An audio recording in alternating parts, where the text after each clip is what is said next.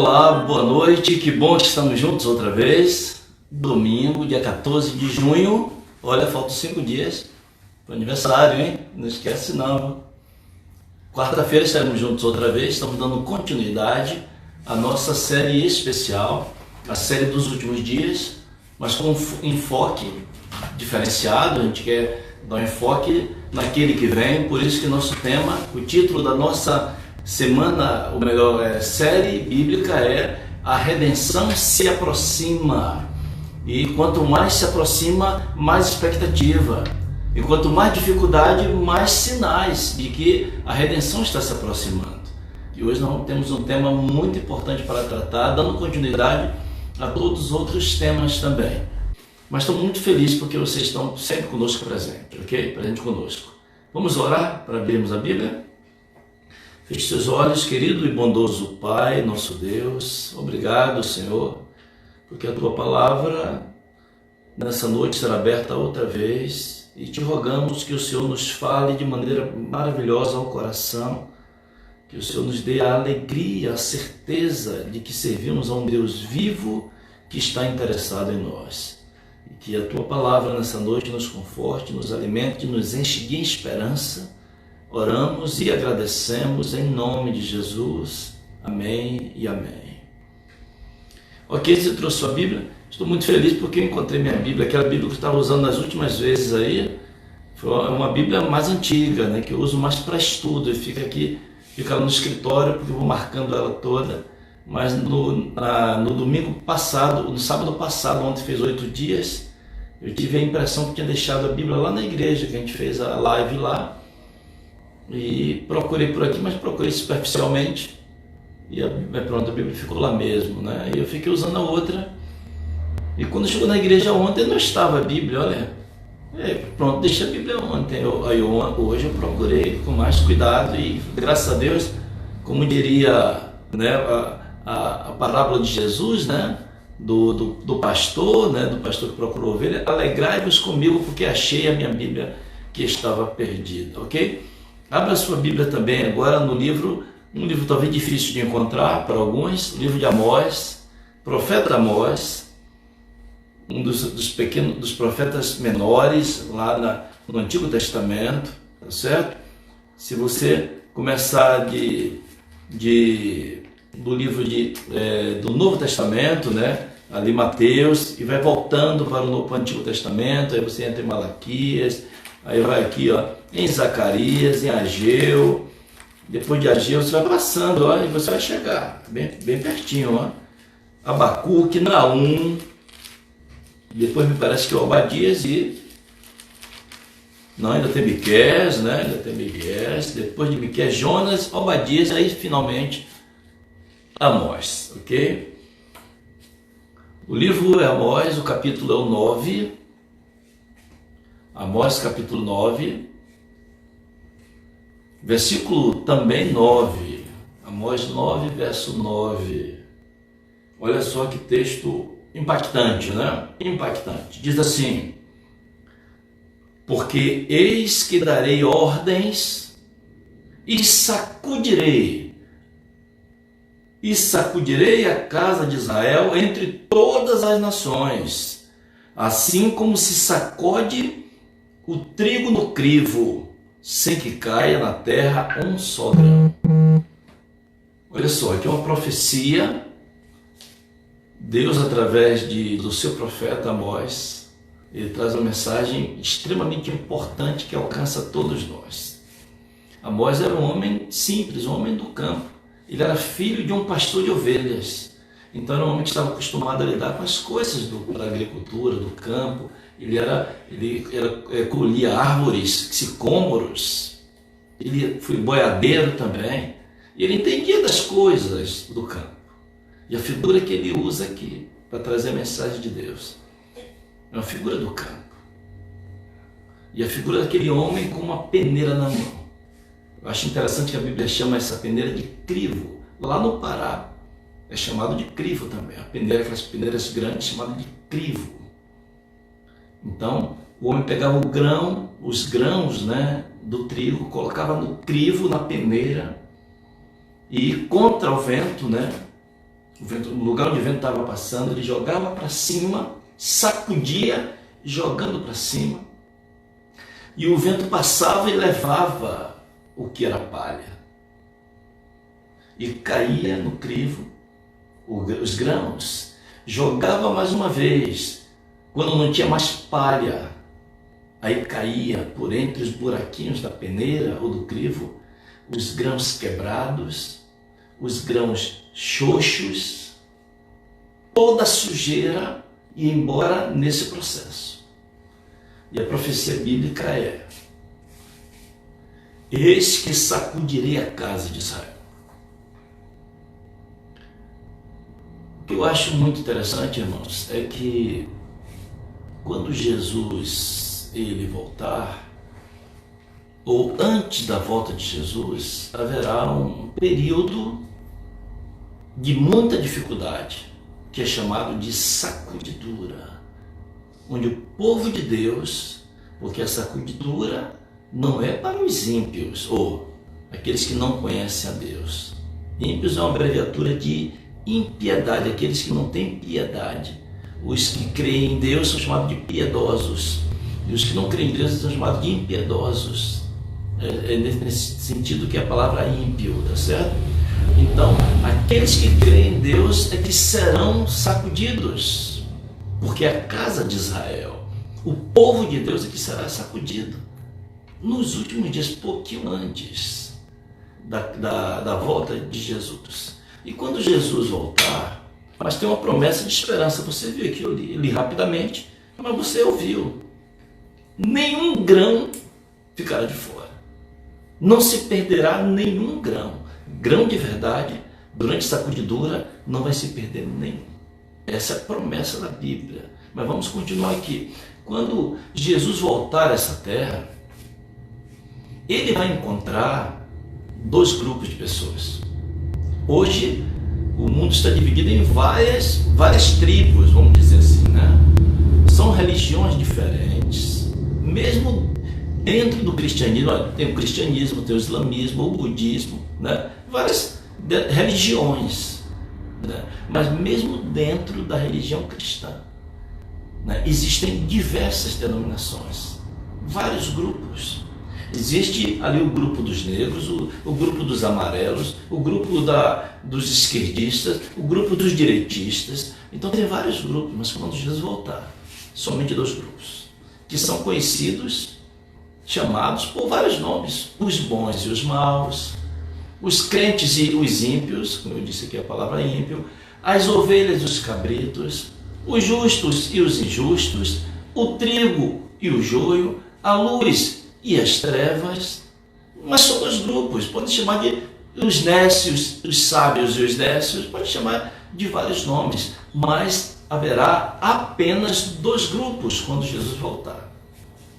A humanidade toda vai estar dividida em um desses dois lados, ou vai estar entre os justos, ou vai estar entre os ímpios, ou vai estar entre os sábios, ou vai estar entre os nécios. Toda a humanidade. Para a gente entender bem o assunto dessa noite, nós vamos ter que recorrer ao livro do Apocalipse. O livro do Apocalipse, ele é um livro interessante, porque ele é de fato um livro de Jesus. Porque os outros livros, por exemplo, os evangelhos, existem 4 evangelhos que tratam da vida de Jesus. Mas são autores que falam dele, contam a história dele. O Apocalipse não. O Apocalipse é o livro dele. É o livro de Jesus. Inclusive o Apocalipse começa assim, ó, revelação do Senhor Jesus. É Ele quem revela, é Ele quem fala. Então é um livro extremamente importante. Alguns rejeitam o Apocalipse e dizem, não dá para entender muita coisa. Não, dá para entender tudo no Apocalipse.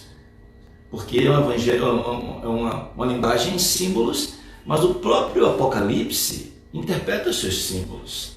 Certo? No livro do Apocalipse, você sabe, se você já leu pelo menos uma vez o livro do Apocalipse, sabe que os primeiros capítulos eles tratam das 7 igrejas. 7 igrejas do Apocalipse. Essas igrejas, elas representam períodos em que cada período da igreja de Deus, no decorrer dos séculos desde que foi criado. Quer ver? A primeira igreja que aparece é a igreja de Éfeso. A igreja de Éfeso, ela representa o período da igreja desde a sua fundação, né? O primeiro século, desde a sua fundação ali, até aproximadamente ali o ano 100, a igreja de Éfeso. A igreja de Éfeso é chamada de a igreja pura, era a igreja dos apóstolos e daqueles que conviveram com os apóstolos. Os apóstolos dos apóstolos, né? Os discípulos dos apóstolos. Então era a igreja pura, que tinha doutrina pura. Algumas daquelas pessoas tinham visto Jesus. Então eles eram esse período da igreja pura, até o ano 100 da era cristã, primeiro século, certo? Aí a segunda igreja é a igreja de Esmirna, que abrange o período desde o ano 100 até o ano 313, tudo da era cristã, mais ou menos 300 anos.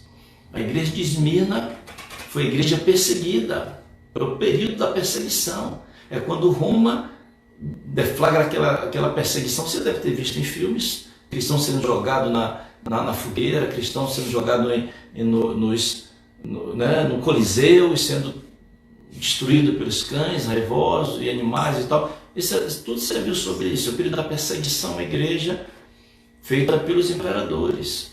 A terceira igreja, o terceiro período, a igreja de Pérgamo, é quando em 313 o imperador Constantino mas todos creem que foi uma simulação, ele se tornou cristão. Aí quando se tornou cristão, a igreja parou de ser perseguida. E agora a igreja passou a ser popular. Por quê? Porque a igreja do imperador, que era praticamente o dono do planeta, era o imperador mais importante do mundo, o imperador de Roma. Então ele passa a ser uma figura cristã também. Então a igreja começou a crescer e todos começaram a convergir para a igreja cristã de Roma. Mas a história acontece, né? E esse período da igreja de Pérgamo foi de 313, da conversão de Constantino, até o ano 538 de supremacia dessa igreja. Essa igreja passa para a história como uma igreja popular. A igreja cresceu e se tornou muito popular. Olha só, igreja pura, igreja perseguida, agora a igreja popular. Aí vem o segundo período, ou o quarto período, né? A igreja de Tiatira, do ano 538 até o ano 798, com a Revolução Francesa. Esse período da igreja foi quando a igreja começou a ser perseguida outra vez. Agora perseguida pelos horrores da Idade Média.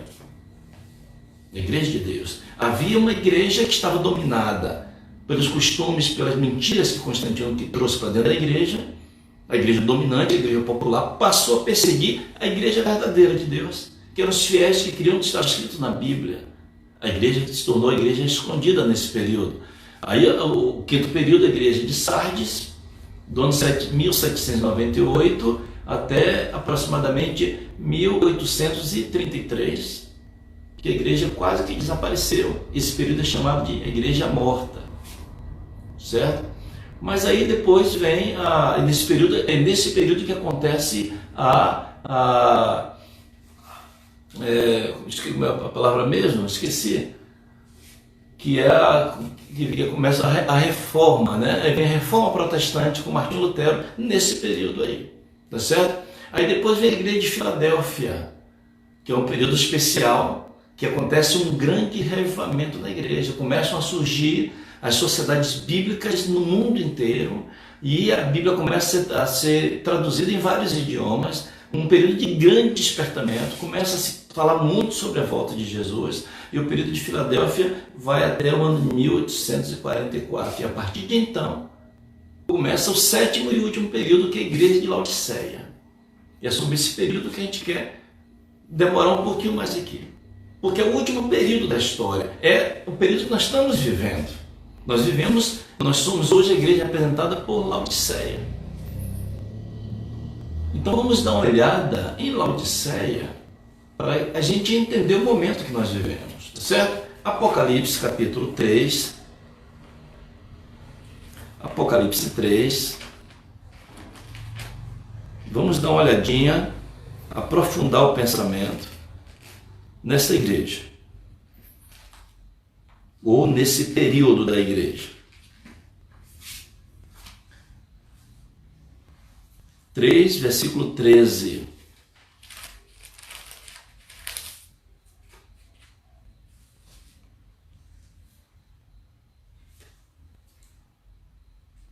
Vamos ler a partir do versículo 14, ok? Diz assim: ao anjo da igreja em Laodiceia, escreve. Jesus ditando para João escrever, né? Diz: eis estas coisas diz o Amém, a testemunha fiel e verdadeira, o princípio da criação de Deus. Verso 15: conheço as tuas obras, que nem és frio e nem quente. Quem dera fosses frio ou quente. Assim, porque és morno e nem és quente nem frio, estou a ponto de vomitar-te da minha boca. Irmãos, olha que mensagem forte, né? Mensagem muito forte. A declaração é forte demais. Deus diz, Jesus diz para a Laodiceia, existem pessoas aí que não são nem quente nem fria. Eu preferia que fosse fria logo do que ser morna. Sois mornos. Estou a ponto de vomitar-te da minha boca. Expressão da palavra de Deus. Jesus diz: olha, você me dá náuseas. Tem os emojis aí no WhatsApp, que é aquele de nojo que mostra uma pessoa que parece estar vomitando. Jesus, uma pessoa morna, um crente morno, causa náuseas no coração de Deus. Estou a ponto, Jesus diz, estou a ponto de vomitar-te da minha boca. Então, o que nós vemos aqui é que Laodiceia é a igreja que não é quente e também não é fria, ela é morna. Se a Bíblia descreve que a igreja de Laodiceia, a igreja dos últimos dias, como uma igreja morna, isso significa que a maioria, não quer dizer que são todos, mas quer dizer que a maioria está morna ou morno, né? Dos integrantes dessa igreja, desse período da igreja, vai estar morno, a maioria. Quando a gente diz assim, por exemplo, o estado da Bahia é um estado tricolor. Isso significa que a maioria dos torcedores no estado da Bahia torce para a Bahia e a minoria torce para o Vitória. Então, vai ter por causa da maioria. É nesse sentido, né? É só um cutucado nos torcedores do Vitória, de brincadeira, somente para ilustrar. Então, quando se diz isso, quer dizer que pelo menos 50% mais um, que já forma a maioria, tá certo? É tricolor. Se 50% mais um é tricolor, então a Bahia é tricolor. Então é uma maneira de falar. Então, quando diz que a igreja está morta, quer dizer que a maioria dos membros da igreja nesse período estará morno. Cuidado, você faz parte desse período, como eu faço parte desse período. Então, isso quer dizer que pouco antes da volta de Jesus, a maioria dos cristãos vai estar morno. No período que nós vivemos pouquinho antes da volta de Jesus. A mensagem bíblica, a advertência bíblica é que a igreja estaria morna. A maioria dos cristãos estaria morno. Isso quer dizer que homens, mulheres, jovens, crianças, líderes de igreja, diáconos de igreja, presbítero, anciãos de igreja, líderes de departamento, cantores da igreja, pastores, líderes de departamento da igreja, administradores da igreja. Nesse grupo haveria pelo menos 50% mais um de pessoas mornas. A situação de Laodiceia é uma situação extremamente complicada. Pessoas mornas. Mas o que é a mornidão espiritual? O que significa ser morno espiritualmente? O que é um cristão morno? Digamos que você tem sua casa, ou você vai num hotel, vai passar uma noite aí no hotel, E lá no hotel tem uma pia, como por exemplo, já viajamos aí para a região lá de São Paulo, para Águas de Lindóia, e todas as pousadas, hotéis, obedecem que é muito frio. Então, tanto as pias como o chuveiro tem água quente e água fria. Então, se abre uma torneira, sai água fria. Abre outra torneira, sai água quente. Água quente é muito quente, água fria é muito quente. O que você faz? Muito fria. O que você faz? Você abre as duas para sair água morna. O que isso significa, essa ilustração significa? Será que existem cristãos que são quentes de um lado e frio do outro? Será que é possível a um cristão, a uma pessoa de Deus, ser fria de um lado e quente de outro? Vamos deixar que a palavra de Deus nos responda? Vamos lá, outra vez, vamos abrir a Bíblia outra vez. Mateus, esse vai ser o último versículo, o último texto que vamos ler, tá certo? Mateus capítulo 23.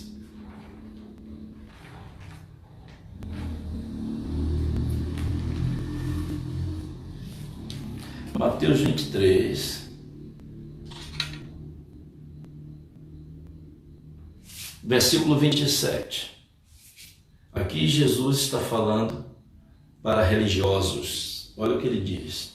Capítulo 23, verso 27. Ai de vós, escribas e fariseus hipócritas, porque sois semelhantes aos sepulcros caiados, que por fora se mostram belos, mas interiormente estão cheios de ossos de mortos e de toda imundícia. 28. Assim também vós, exteriormente, pareceis justos aos homens, mas por dentro estáis cheios de hipocrisia e de iniquidade. Que mensagem dura, irmãos.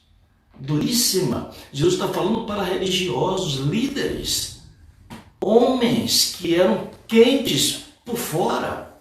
Exteriormente as pessoas olhavam para eles e diziam: esse é um grande homem de Deus, um grande profeta. Jesus chega a dizer que esses homens, eles paravam nas esquinas das ruas, levantavam as mãos para orar, com aquelas roupas suntuosas de fariseus, de sacerdotes. Ouça bem, fariseu hoje é uma coisa pejorativa. Se chama alguém de fariseu, se chama uma pessoa de um hipócrita, de uma pessoa hipócrita, né? Mas naquele tempo, ser fariseu era um grande privilégio. O fariseu era a fina flor do judaísmo. O que havia de melhor na religião judaica eram os fariseus. Eles eram estritos, obedientes às leis, aos regulamentos. Eles eram perfeitos naquilo que eles entendiam ser a Bíblia, ou do que a Bíblia dizia. Conheciam as profecias mais do que qualquer um. Os fariseus é quem explicava o texto bíblico quando alguém tinha dificuldade. E Jesus fala para eles e diz assim: vocês por fora, vocês parecem estar quentes, parecem bonitos, vocês são sepulcros caiados, de cal mesmo. Sepulcros caiados, por fora bonito. A gente mora aqui perto do cemitério. Está lá no fundo. Se você for, não tem, acho que eu não já entrei assim aqui fazer sepultamento. Desde que vim morar aqui ainda não. Mas se você entra no cemitério, você vai ver algumas no cinema, como é que chama, né? As tumbas, tem um nome que dá, né?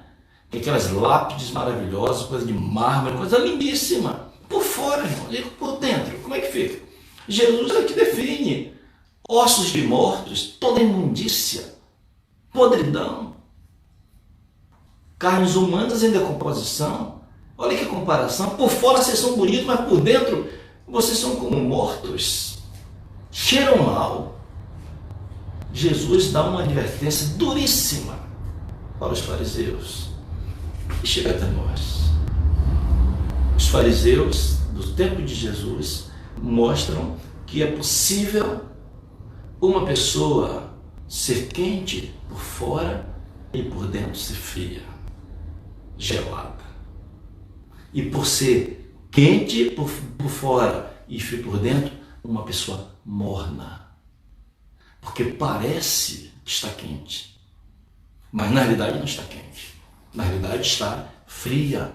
Esse é o resultado de um cristão morno. O cristão morno é aquele que parece perfeito em todas as coisas, todas as atividades exteriores, ele parece perfeito, tudo que precisar ele vai cumprir, ele fala bem, ele não diz palavrões, ele se veste muito bem, ninguém tem nada o que dizer dele, por fora ele é absolutamente perfeito, mas no íntimo, por dentro é justamente o contrário.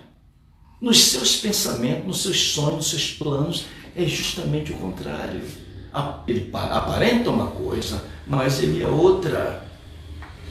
Uma pessoa que consegue dominar o seu comportamento, se torna perfeita em seu comportamento, o máximo que a pessoa consegue ser é uma pessoa moral. Uma pessoa moral. E a moralidade é estar em conformidade com as leis. Moralidade tem a ver com estar com princípios, com regulamentos. Uma pessoa moral. Não precisa ser cristão para ser uma pessoa moral. Eu conheço alguns, você também conhece. Pessoas de bem, aqueles que dizem, não faz mal a ninguém, uma pessoa respeitável, de boa família. Não precisa ser nem cristão, às vezes até ateu, mas uma pessoa moral. A moralidade, ela é extremamente importante, mas a moralidade só tem que ver com atos exteriores. A pessoa morna é aquela pessoa que faz tudo certinho, mas os seus motivos a sua motivação para fazer a coisa certinha está totalmente equivocada. Alguns anos atrás, quando eu estava na minha igrejinha lá em Fazenda Grande do Retiro, um irmão pregador, ele passou por lá, um irmão chamado Paulo Leão. Acho que só vi esse irmão aquela vez, mas ele era muito conhecido. O nome dele eu via ser mencionado sempre. E ele pregou para nós lá um sábado. E ele contou uma história que eu nunca esqueci essa história, já contei algumas vezes.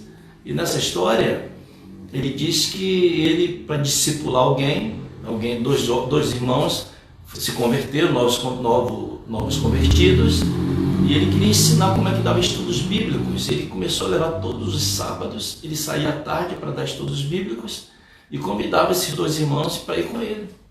E aqueles irmãos entusiasmados, recém-batizados e tudo, e eles iam. E eles começaram a trabalhar com uma pessoa que tinha um princípio religioso, tinha algumas dúvidas. E o Paulo Leão ali foi tirando cada uma de suas dúvidas, até que chegou o dia que eles estudaram sobre a questão do destino dos maus. E aquele rapaz que estudava entendia que quando a pessoa era boa e morria, ia direto para o céu. E quando a pessoa era má e morria, ia direto para o inferno. E ele explicou, de acordo com a Bíblia, que não é bem assim que a Bíblia diz que acontece. Que a Bíblia diz que não vai haver um lugar onde a pessoa vai queimar e ficar eternamente queimando. O destino dos maus será o fogo, sim, o lago de fogo, que vai ser destruir totalmente pecado e pecadores, mas irá apagar e irá desaparecer, irá acabar. Não haverá um tormento eterno.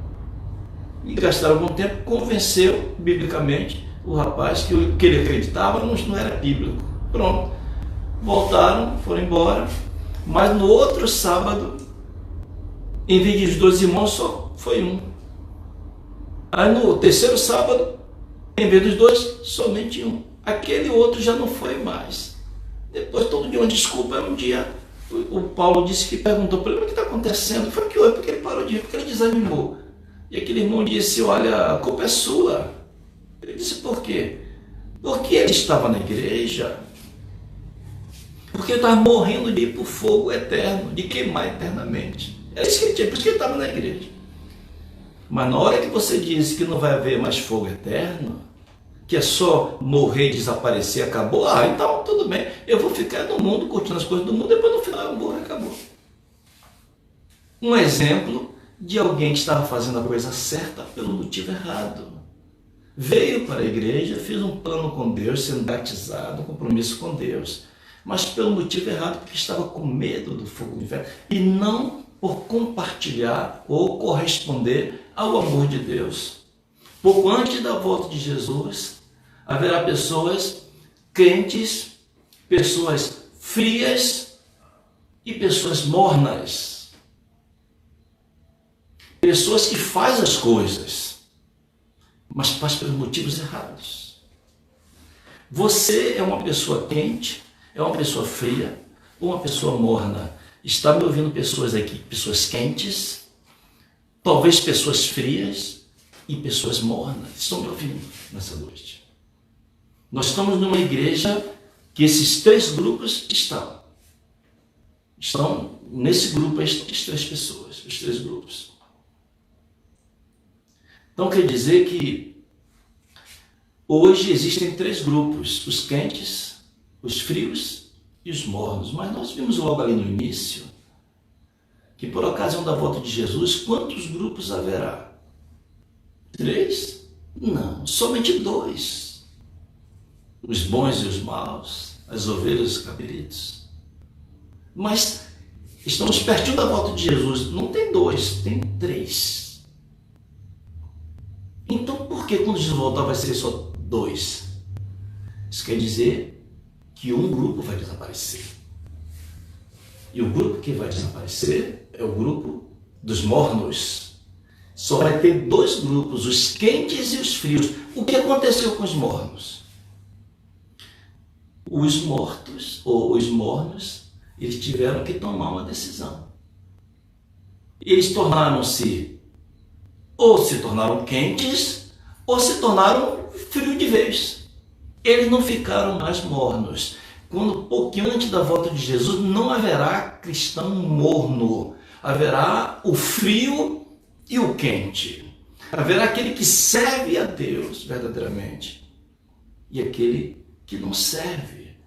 Quem sabe tem até passado algum tempo na igreja, mas este não serve a Deus. Esse não é um cristão verdadeiro, um cristão autêntico. O que é que causa a divisão? O que causa a divisão é justamente o peneiramento, a sacudidura. A promessa da palavra de Deus é que pouquinho antes da volta de Jesus, a igreja do Senhor, o povo de Deus, será sacudido, será jogado de um lado para o outro. Isso significa que os ventos da provação soprarão de forma poderosa sobre o povo de Deus. Nós não estaremos a salvo das provações, das dificuldades. A igreja de Laodiceia se dividirá em 2 grupos, irmãos. Os que são salvos e os que estão perdidos. E a sacudidura é que vai definir isto aí. Veja a importância desse período que nós vivemos. Não reclame da provação, não reclame da dificuldade que a igreja está enfrentando nesse momento. Nós estamos vivendo a sacudidura. O Senhor permitirá sim que a igreja seja peneirada. Você está preocupada com os efeitos da pandemia, do Covid-19? Você está pensando, quando é que isso vai passar? Mas a pergunta talvez seja, vai passar? Será que vai chegar um momento, vamos dizer, finalmente estamos livres disso aí? Ou isso vai perdurar? Deixa eu dizer uma coisa, irmãos, importantíssimo para você, deixa eu chegar até mais perto aqui. Depois dessa pandemia, depois que isso aí passar, se é que vai passar, nunca mais seremos os mesmos. Os nossos costumes já estão sendo alterados. Já não vamos nos relacionar nas igrejas da mesma maneira. Porque quando as igrejas voltarem a funcionar, e algumas já estão se adequando, já começaram ao processo de reabertura, quando isso acontecer, vamos estar de máscaras, de luvas, não poderemos sentar juntinho um do outro, não poderemos abraçar, não poderemos beijar os irmãos, as irmãs, na porta, na igreja, não vai poder. Isso me faz lembrar as igrejas que nós passamos, muitas igrejas carinhosas, entre elas, a igreja de Cândido Sales. que era um momento muito especial. Flavinha e Nídia gostavam muito de chegar na igreja. Sábado de manhã chegar na igreja. E subir a rampinha e encontrar as pessoas. Ela falando assim, subir a rampinha, encontrar aquelas pessoas, bem vestidas de sábado, todo mundo cheiroso, moças, rapazes, homens e mulheres. E abraçar e beijar todo mundo, irmãos. Quando acabar a pandemia, talvez o cantinho não seria mais o mesmo. Eu fico pensando até que alguns países asiáticos já passaram por epidemias como essas, que aprenderam novos costumes. Talvez até quiseram de abraçar, de beijar também, como o brasileiro é. Mas a gente se aproxima de um asiático, ele não estende a mão para apertar a mão. Ele faz, ó, é só assim de longe, ó. Na Áustria já assim também. A gente esteve recentemente lá na Áustria com os filhos, e lá também essas pessoas de longe. Não abraça. Pode ser que nosso costume aqui se altere. Olha, quando começou essa movimentação de pandemia, de fechar a igreja, eu fui um dos que mais se colocaram contra isso aí. Porque eu temia que isso viesse a acontecer. A coisa estava acontecendo para lá, para longe, estava chegando talvez em São Paulo. E tinha algumas pessoas já aqui em Cruz das Almas dizendo, olha, não pode apertar a mão na porta não, pastor. Como é que eu vou apertar a mão de novo? Vou sim, vou apertar e vou abraçar. Não, mas a pandemia, não tem pandemia aqui ainda não, irmãos. Mas veio chegando. E quando chegou, eu fui também um dos primeiros a dizer, não, irmãos, não toca. Vamos fechar a igreja? Vamos fechar a igreja. Eu levo a sério isso aí. Eu acho que é uma situação extremamente séria. Das nossas igrejas, temos 2 igrejas que estão funcionando, né, nos sábados, 2 delas, às 16. Outras estão se preparando também para funcionar. Mas para funcionar tem que ser dentro do padrão, com luva, com máscaras, com distanciamento. Não pode ir todo mundo. Crianças, mulheres e pessoas acima de 60 anos não deve ir também. Todos os cuidados vão ter que tomar. Jamais seremos os mesmos. Então, como eu estou dizendo a você, eu não sou a favor, tá, de você liberar. Eu não sou desse que não acredita na pandemia. Eu acredito que é sério. Eu creio até que esses números que estão aí talvez estejam aquém do que está sendo divulgado. Talvez não por má vontade ou por má intenção, má fé. Talvez porque não dá tempo fazer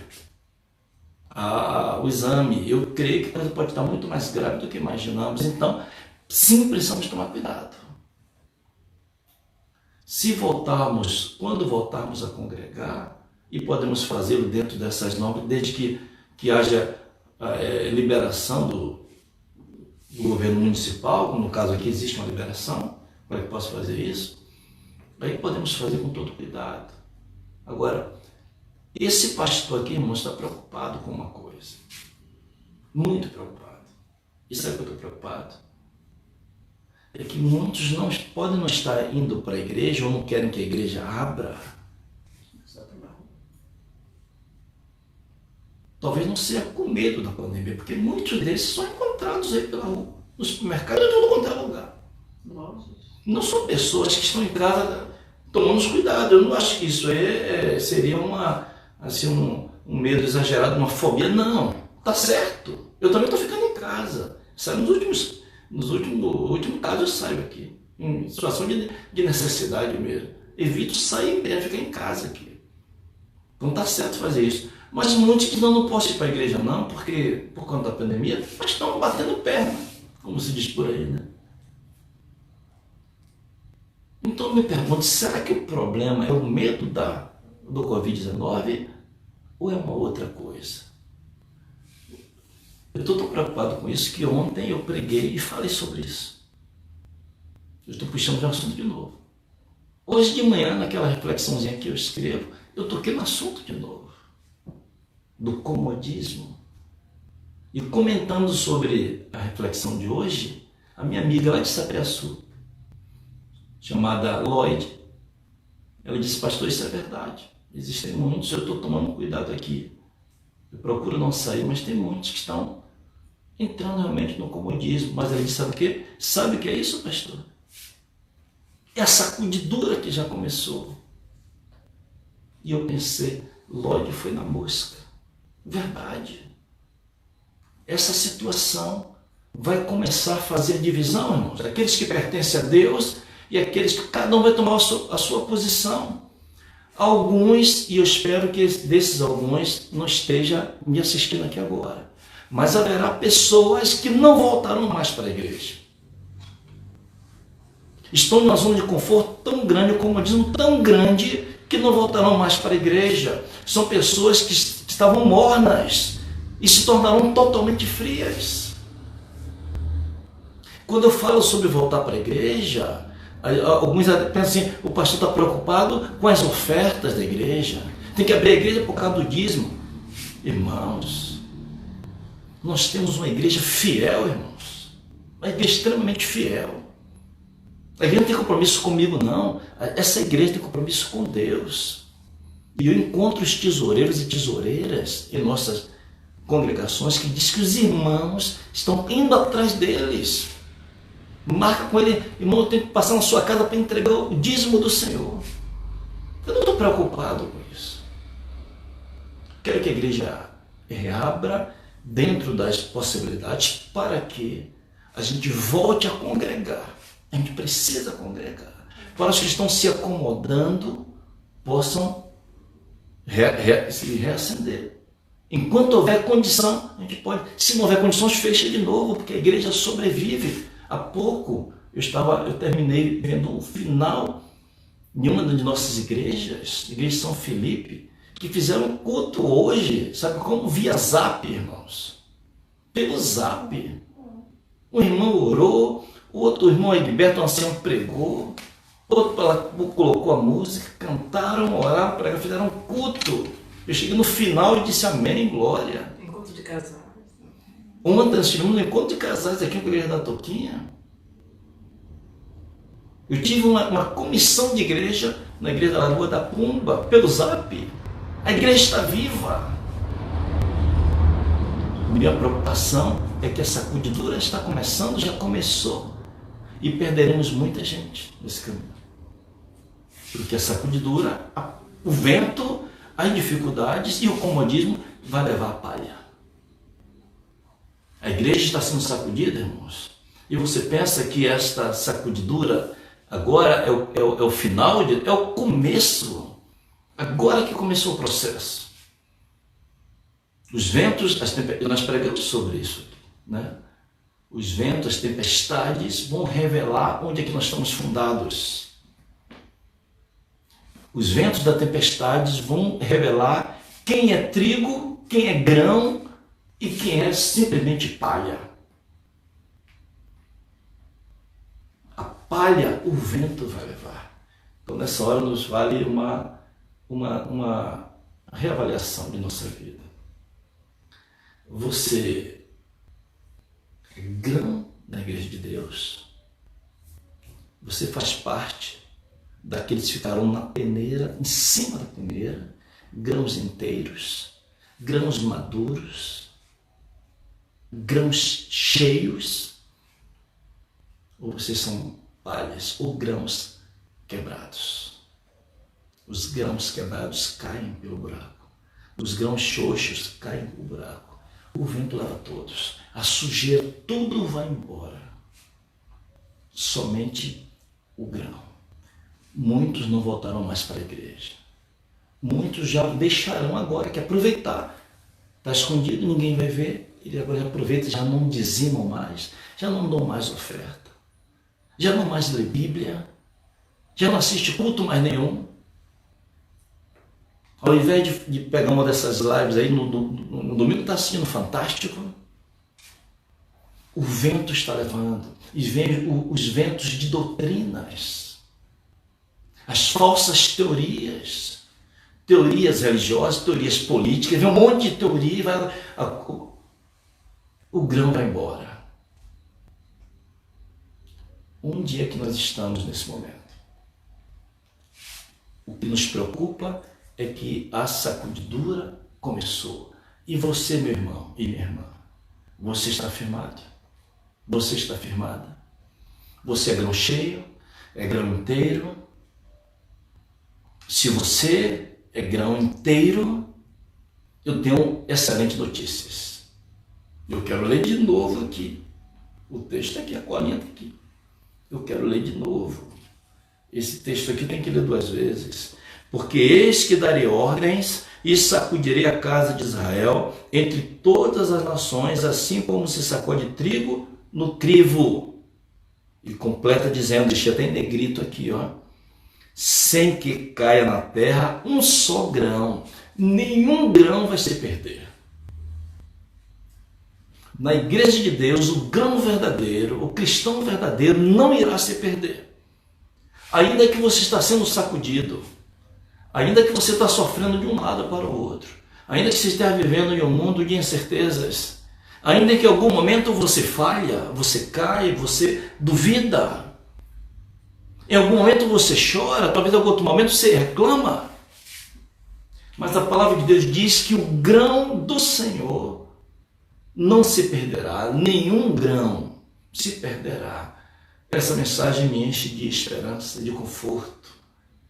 A sacudidura não vem para destruição, a sacudidura vem para revelar o verdadeiro povo de Deus, irmãos. A sacudidura é um instrumento de Deus para purificar o povo de Deus e juntar o povo de Deus.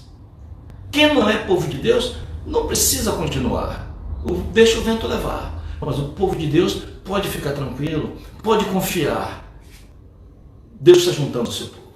A sacudidura serve para isso. Deus está juntando o seu povo. Deus está definindo, está marcando o seu povo.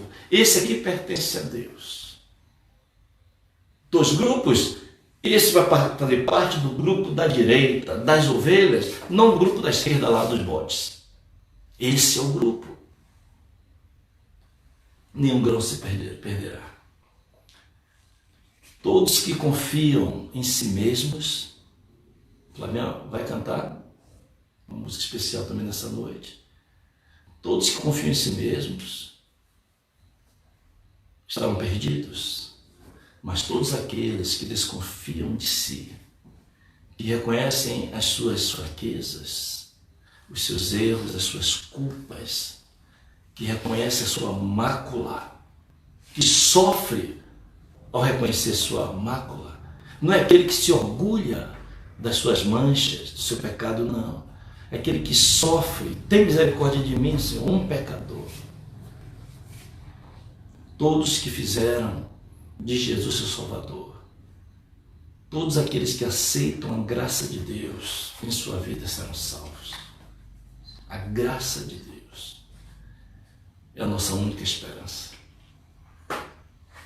A graça de Deus é a garantia de que seremos salvos. Através da graça do Senhor, escaparemos durante o período da sacudidura. Estaremos ilesos no período da sacudidura. A sacudidura, ela não é causada por parecer. A sacudidura, estaremos livres da sacudidura não por parecer cristãos, mas por ser cristãos salvos pela graça. A questão com que devemos pensar é: eu sou palha ou eu sou grão na igreja de Deus? Estou me preparando para permanecer na igreja de Deus ou para me afastar para sempre do seu povo, do povo de Deus? Lembre, meu irmão, minha irmã, que a apostasia não começa quando você passa a transgredir os mandamentos do Senhor, passa a ser infiel a Ele. Não é aí que começa a apostasia. A apostasia começa com um processo que vai se adiantando até chegar no afastamento. Quando a gente começa a permitir que falsas teorias alcancem o nosso coração, a gente não volve para a palavra de Deus. Quando as severas provações vêm sobre nós e nós fraquejamos. A apostasia, ela começa aos poucos, mas toma corpo. e finalmente levará para distante de Deus muitos que pertenceram, ou pelo menos parecia pertencer a Ele. Lembre-se, a palha, a sujeira, o quebrado sai, só fica o grão. O grão sempre fica. Aqueles que pertencem a Deus, de fato, de verdade, ficam. Creia, não duvide da salvação que Ele operou na sua vida, no seu coração. Não duvide. Não permita que Satanás coloque dúvidas sobre a sua salvação. Não é o seu comportamento que vai te salvar. Embora o comportamento seja importante. O comportamento revela uma pessoa salva, mas não é o seu comportamento. Se você falhou, se você fraquejou em algum momento, confie em Deus, corra para Ele outra vez. A graça é o presente que nos deu. Todos que estarão um dia na eternidade com eles foram salvos exclusivamente pela graça. Precisamos manter comunhão com Ele. É o que nós precisamos. É só disso, colocá-lo em primeiro lugar em nossa vida. Se o colocarmos em primeiro lugar em nossa vida, se você o colocar em primeiro lugar na sua vida, fazer dele o seu primeiro ao acordar, buscá-lo, falar com ele e permitir que ele guie a sua vida, não duvide da salvação.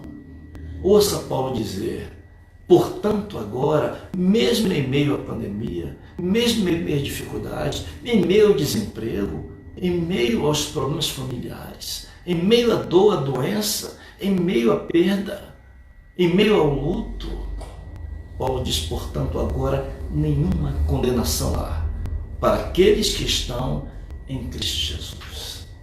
Gostaria você nesta manhã ou nesta noite de dizer para o Salvador: eu te aceito como meu Senhor, eu aceito tua graça e o teu perdão. Eu quero ver as tuas mãos. Louvado seja Deus pela sua decisão. Vamos orar. Amado Deus, a nossa gratidão a Ti pela Tua graça. Vivemos os últimos momentos da história desse mundo. Está muito pertinho de Jesus voltar. E a grande divisão já se processou.